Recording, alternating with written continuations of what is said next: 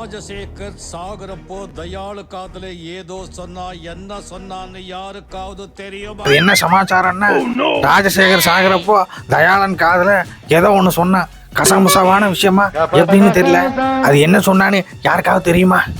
ராஜசேகர் இறக்குறப்போ தயாளன் காதில் ஏதோ ஒரு விஷயம் சொன்னான். என்ன சொன்னான்னு யாருக்காவது தெரியுமா?